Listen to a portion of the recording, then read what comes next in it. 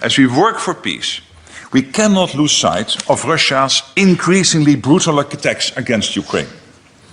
Russia is systematically targeting civilian infrastructure, depriving Ukrainians of heat and light at the start of winter. Russia is not alone in this war, as China continues to be its decisive enabler, and Iran and North Korea also provide support. Since the earliest days of Russia's full-scale invasion, allies have shown unwavering commitment to Ukraine.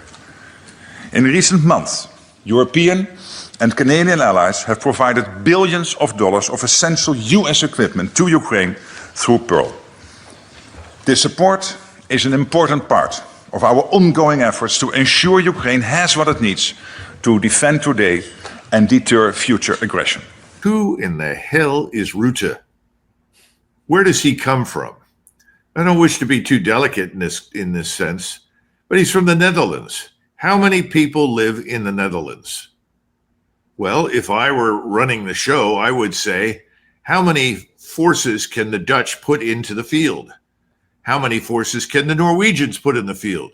Remember Stoltenberg from Norway, making all these utterly ridiculous and stupid remarks, 90% of which were lies. The same thing with Rutte. You know, anybody who is a real leader in the West would turn to these people and say, shut up and sit down. We, the United States, Washington, have no interest whatsoever in continuing this destructive and pointless war with Russia. So we're not interested in what you have to say any longer. You know, the Germans understood this for years. The Russians have always understood it. At some point, you need to say, put up or shut up. During World War II, when we had 63 divisions in France, the British, including the Canadians, had 19. And the thing that no one on the Soviet side could never understand was why Eisenhower paid any attention whatsoever to what Montgomery and Churchill had to say. They had no skin in the game compared with us. 63 divisions versus 19. Well, you have a similar situation today in Europe. What is your military power? How many forces have you got? The answer to those things is not much, if anything, worthy of attention. So someone needs to tell these people, shut up, sit down, here's the answer. That is what President Trump should do, but he's not doing it. He's not doing it. Now, we can speculate on his donors, the people that really control him, and I think that Witkoff and Kushner are very representative of those donors and their desire to keep this war going with Russia, but they're not legitimately in charge. Hell, they don't even hold appointments in the administration. They're not part of the State Department. And if Trump and Rubio can't come to an agreement, then he should fire Rubio and put somebody else over there that understands what the hell's at stake. It is our relationship with Russia that counts. Our relationship. The Germans understand their relationship counts. Germany, as soon as this nonsense finally ends, and I don't think it's going to last too much longer, the Germans are going to move out of NATO. They're going to leave the EU. That's where we're headed. What happens when the Germans leave NATO and the EU? Quick guess, 2-second answer, nothing. It's finished. It's over. It's irrelevant. Okay? That's where we're headed. Donald Trump can either help manage this and control it and drive it in a positive direction, or he can do what he's doing right now. Worry about the optical illusion that he wants to create. Send Witkoff and Kushner over there to help him create good optics for him. His optics don't matter. Here's a big secret that Donald Trump needs to figure out. No one in the United States gives a damn. We're not interested in what these people are doing. Most people on the streets of Kansas City or Seattle, Washington, don't even know this thing called NATO. If you tell them we've got troops over there, they'll say, really, where? Where's that? We haven't even talked about Ukraine. Ask people about Ukraine. And what are they going to say? I don't know. Well, I don't know. Maybe we need to be there. I mean, we are a planet unto ourselves. President Trump knows that. He needs to act on it. He needs to put an end to all of this nonsense. Forget the optical illusions.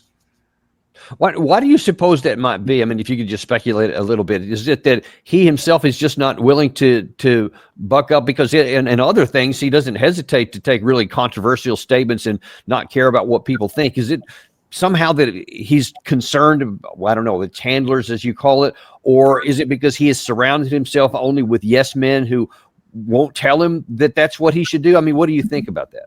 Well, I think all of the above. But like most presidents, and there are very, very few exceptions in our history, he's comfortable on the domestic scene. Even though he engages his mouth before his brain is fully engaged, he does understand the domestic environment. He may not understand just how hard things are on the average American right now. I don't think he does. And I think people are pumping sunshine into an orifice for him to make him feel good about the economy, because it's not good. And the financial system is very fragile. But he's more comfortable talking about those things. He knows right from wrong.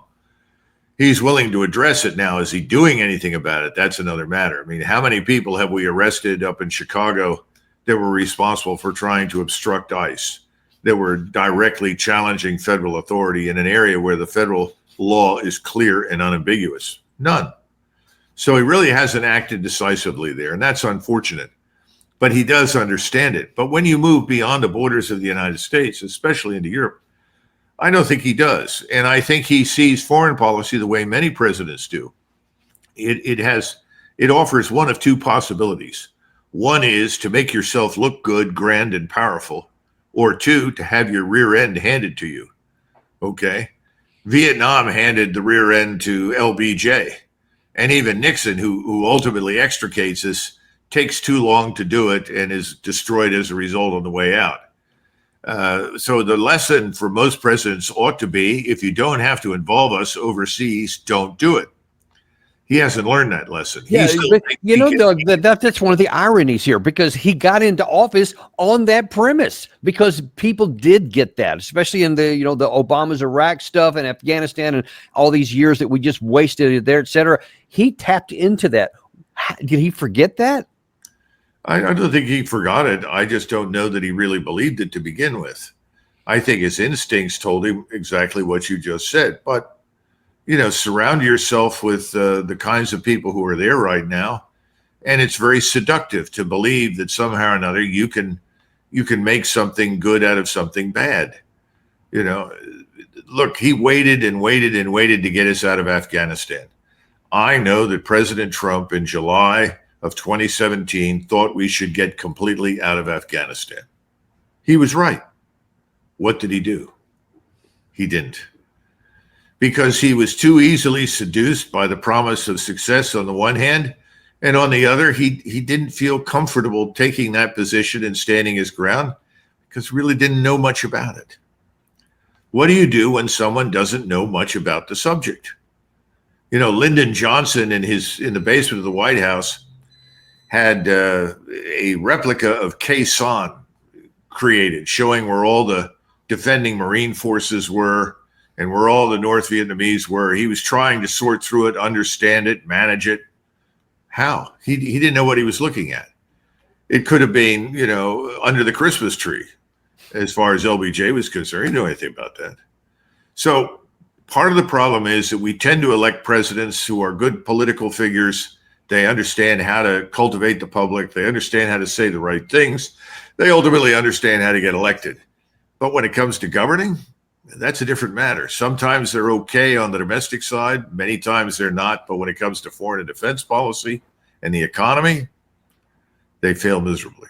And I wonder if I could just kind of tap into something you said here, because a lot of our viewers may not know, some may, but when you talk about how President Trump wanted to get out of Afghanistan earlier, it's not academic or something that you read, but something that you live, because when you worked with the first Trump administration, you actually helped craft an actual plan to get us out of Afghanistan. If I can interrupt briefly, though, Sure. The reason I know about July 2017, and you can bring on Steve Bannon, because it was Steve Bannon in the West Wing of the White House that told me that point blank.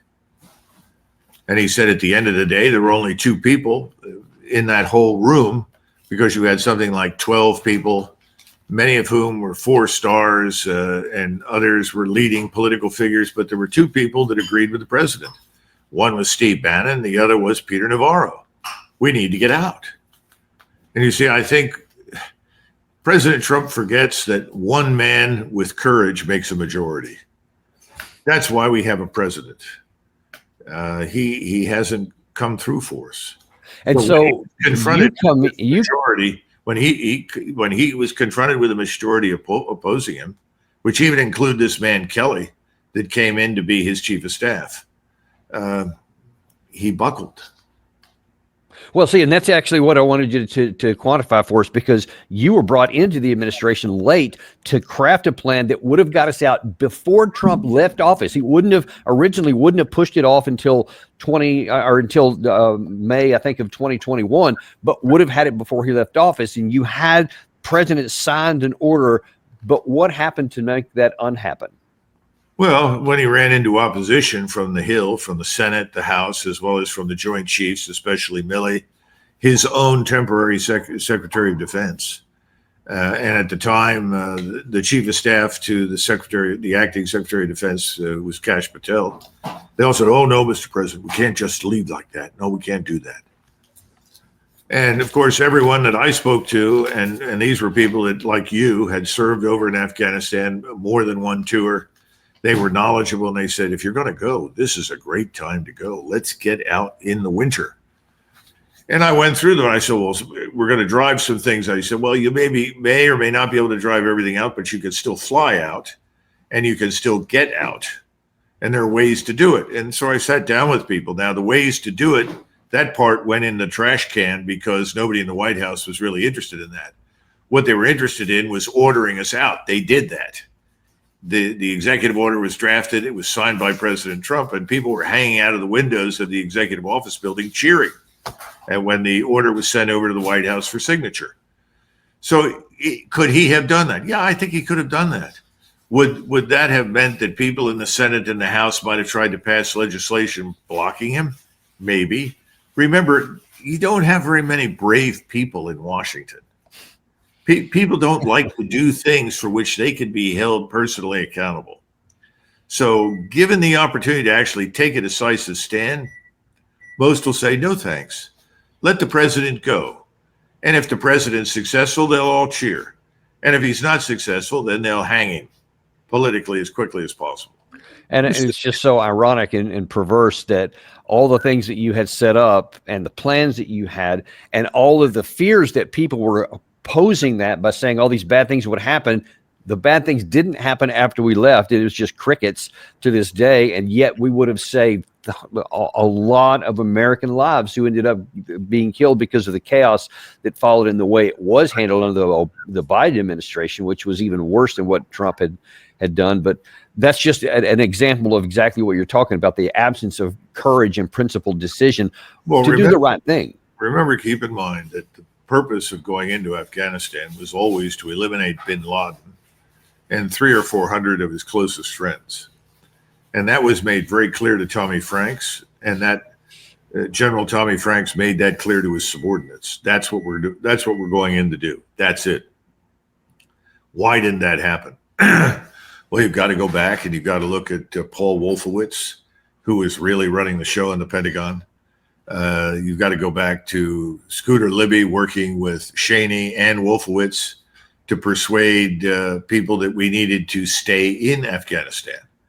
And so by the time you get troops and forces, very few of them, but you still got them on the ground in Afghanistan, the focus shifted away from what do we do to eliminate bin Laden, who now is sitting in Pakistan with his little crowd. And it became, we've got to focus on Afghanistan. And there were some people, and I knew them, some of them were classmates of mine, who raised their hands and said, you know, we really don't want to do that. We're going to end up in a war in Afghanistan against the Afghan people. We didn't come here for that. We need to stay out of that. We don't want to engage in what, at the time, the 18th Airborne Corps commander, who'd never been anywhere in his life but Fort Bragg, I think his name was McNeil, he kept saying, well, we have to launch search and destroy missions inside Afghanistan. Oh, my God. To do what? And people said, that'll just enrage the population. This will become a nightmare. But that was very convenient at the time for the political leadership in Washington. It had gotten to W and convinced him, well, this is a sideshow anyway, boss. We just need to keep the lid on there and we'll go to Iraq next. I mean, you can't make this stuff up. And in retrospect, I'm sure several historians will dissect this and you'll eventually get something reasonably close to the truth. And they'll all say, how could anyone have ever reached these conclusions? Well, yeah. No question about it. And speaking of what historians will do looking back, one of the other things I think on this current crisis or war, conflict in Russia and Ukraine is going to be how could the West and Ukraine continue to pretend like they could win it or even push off an eventual Russian victory when the evidence was so clear that they couldn't. And somebody who's looking back at that from the position of knowledge right now is also Vladimir Putin. This is what he said yesterday when musing about how in the world can the Ukraine and the European side keep supporting this at the cost of so much Ukrainian blood. Did I understand correctly? Yes, that the enemy was trying to seal off Krasnoarmeysk at any cost, absolutely at any cost. Yes, with absolutely no regard for losses and, in my opinion, realizing that this was no longer possible, they were still throwing in more and more units, practically to the slaughter, without any exaggeration. If we keep in mind that, well, except for the nationalist battalions, not the Nazi battalions, that the Ukrainian armed forces are essentially a worker-peasant army, then they don't feel sorry for the common soldier. Well, what I just said is true. It is true, yes, the nationalist battalions are not participating, they are refusing this mission. Here, the newly conscripted, the mobilized, are carrying out this task. You can tell from them, they were recently conscripted. These people are untrained. They're simply marching toward the slaughter in the direction of Krasnoarmeysk. They're dying there by the dozens and hundreds. And by the way, Krasnoarmeysk, for our viewers, that's the Russian term that they use for Pokrovsk.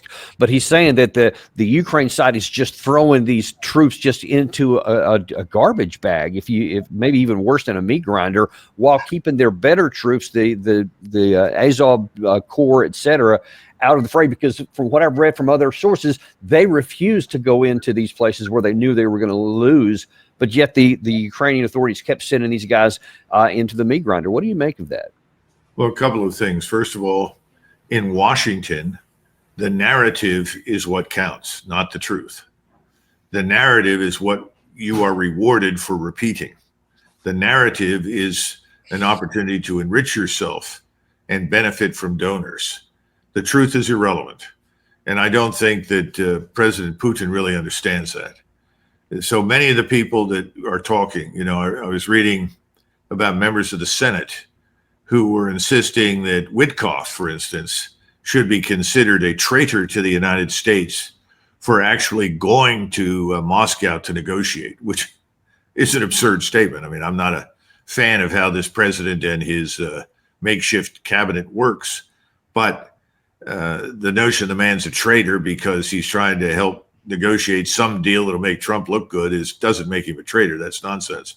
But we have to understand there's a narrative, and that's the narrative that everybody keeps repeating, and they will repeat it until they can't, and then they'll shut up and they'll walk away and they'll try to hide from the narrative. Remember, we were always winning in Vietnam. We were winning and winning and winning and killing more and more and more, and then suddenly we weren't, and we left. So you have a similar phenomenon. The other thing is, Putin is the one man in this drama who ends up coming across as a true humanitarian because he actually gives a damn about the millions of Orthodox Christian Slavs who are being murdered pointlessly in Ukraine. That's a very noble thing. I happen to agree with him. I am not pleased at all with what has happened to Ukraine. I don't see any benefit to Europe or to anyone in the world to see these deaths, or for that matter, the deaths of Russians. It doesn't help us. It doesn't make us strong or great. We don't benefit. The average American doesn't benefit. Then the final point is this.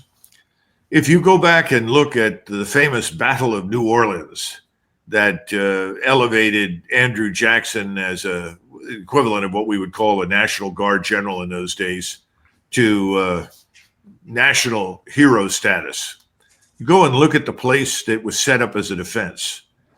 the defense was brilliantly constructed, and the British stupidly attacked in the wrong place, and they ended up attacking not in these beautiful lines that you see in Hollywood, but holding their muskets over their heads because they were up to their chins in swamp water, trying to reach the 20-foot banks behind which sat the Americans.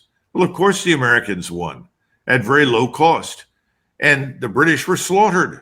And it was a dumb idea. It should never have happened that way. Nobody reconnoitered. Nobody thought it through. They went the wrong way. They moved into a swamp, and the rest is history. Well, that's kind of what you've seen happen in eastern Ukraine with the Russians.